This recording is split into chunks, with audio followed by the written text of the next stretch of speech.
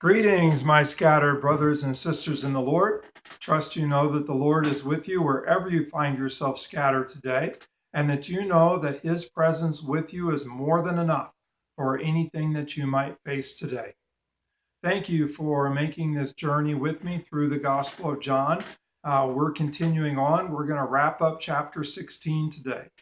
Jesus has been speaking to the disciples about his upcoming departure, about the giving of the Holy Spirit, and calling them to remain in him.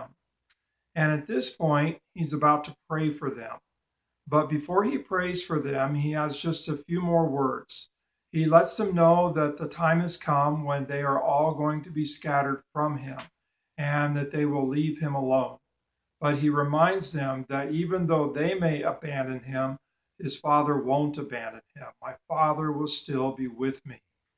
And then he tells them this, that I've told you these things, all of these things from chapters 13 through 16, about how they are to love one another, about how they are to remain in him and he will remain in them, about how he is going to the Father so that they can receive the Counselor, the Spirit of truth, to comfort them and direct their steps and empower them.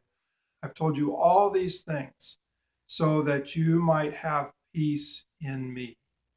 In this world you will have trouble, but take heart, I have overcome the world.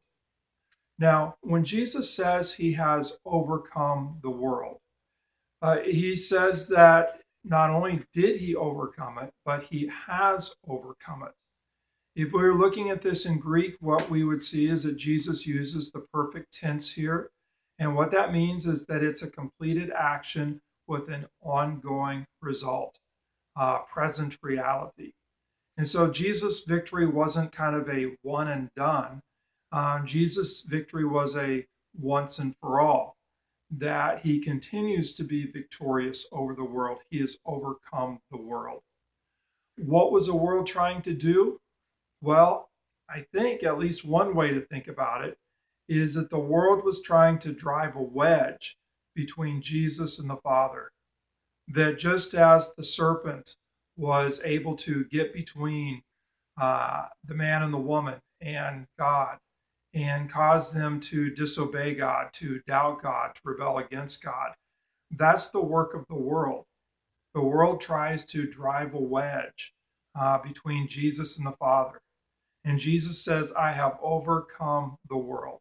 He did not allow the world to separate him from the Father, to create a mistrust or distrust of the Father, did not allow the world to pressure him into rebelling against the Father or deceive him into it. Jesus has overcome the world. He has stayed faithful to the Father. He has stayed in union with the Father. And he continues to be in union with the Father at the right hand of the Father. So Jesus is saying, take heart, I have overcome the world. I have not let the world drive a wedge between me and the Father. Then Jesus also said, you're going to have trouble in this world.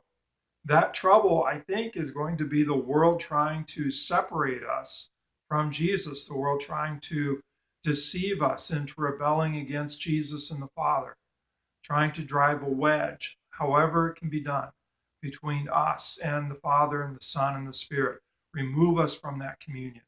In this world, you're going to have trouble, and the world is going to try to use that trouble as a wedge to separate us.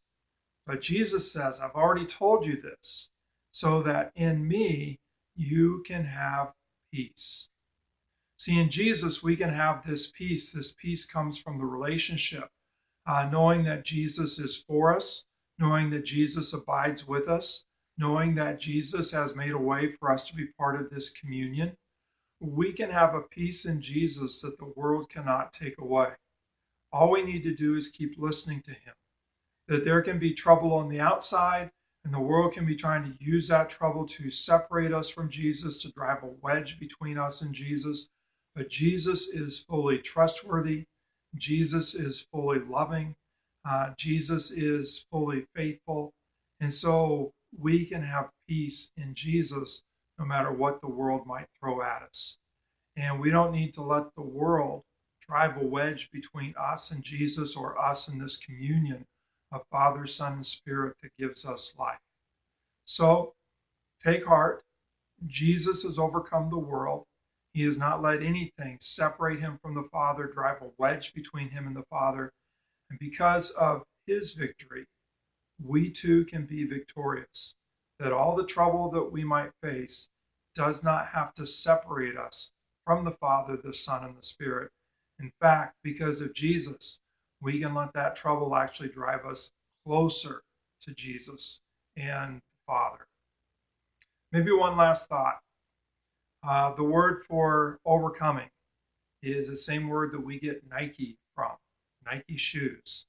So the next time you see somebody wearing a pair of Nikes, or the next time you put your Nikes on, remember, Jesus is the one who has overcome the world.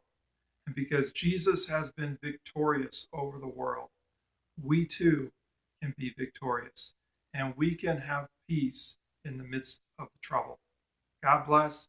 Have a great day, and know the peace of Jesus and the victory of Jesus. Wear your Nikes well.